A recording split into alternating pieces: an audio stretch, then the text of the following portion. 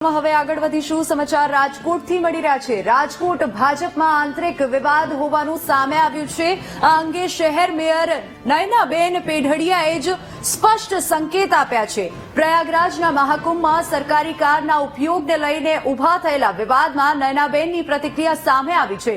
નયનાબેને કહ્યું કે મને ઇરાદાપૂર્વક બદનામ કરવાનો પ્રયાસ કરાયો છે. મેયરે એવો પણ ગંભીર આક્ષેપ કર્યો છે કે મહાકુંભમાં મારી પાછળ જાસૂસી માટે માણસો મોકલવામાં આવ્યા હતા. તો મહાકુંભમાં સરકારી કારના ઉપયોગમાં તેમણે સ્પષ્ટતા કરી કે જે ખર્ચ થયો તેનો ચાર્જ ભરી દીધો હતો. મહિલા અને મેયર સાથે આવું વર્તન યોગ્ય નથી. નયનાબેન પેઢડિયાએ નારાજગી દર્શાવતા કહ્યું કે ટીઆરપી ગેમ ઝોન દુર્ઘટનાથી લઈને અલગ અલગ ઘટનાઓમાં મને બદનામ કરવાની કોશિશ થઈ રહી છે. સમગ્ર વિવાદમાં હાઈકમાન્ડને રજૂઆત કરવાની રાજકોટ શહેર મેયર નયનાબેને તૈયારી બતાવી છે. તો નયનાબેન હવે આ આખા વિવાદ પછી સામે આવ્યા છે.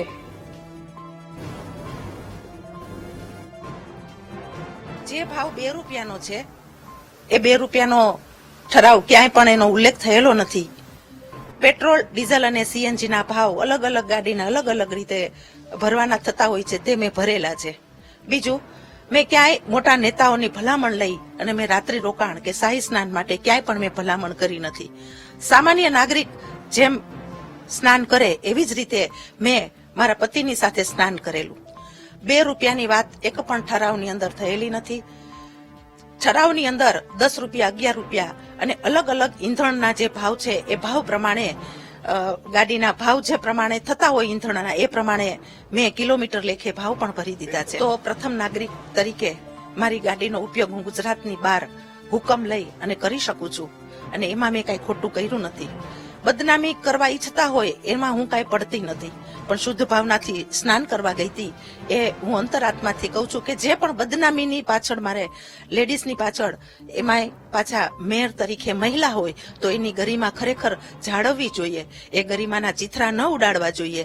આ ગરિમા જ્યારે જે કાવતરા કરતા હોય એ મને ખબર નથી, પણ ખરેખર ₹2 ભાવ છે જ નહીં. ચોક્કસ હાઈકમાન્ડને રજૂઆત કરવી ખૂબ જરૂરી છે, કેમ કે મહિલા તરીકે મેયર કરતા એક મહિલા તરીકે રાજકીય ક્ષેત્રની અંદર ઉચ્ચ હોદ્દા ઉપર હોય એની ગરિમા જળવાણી નથી. સતત ને સતત ટીઆરપી ગેમ ઝોનથી લઈને અત્યાર સુધી શું અપમાન જ સહન કરવાના હતા? મારી કોઈ એવી ભૂમિકા નથી કે મારા રાજકોટને કે મારા પક્ષને મેં નુકસાન કરેલું હોય.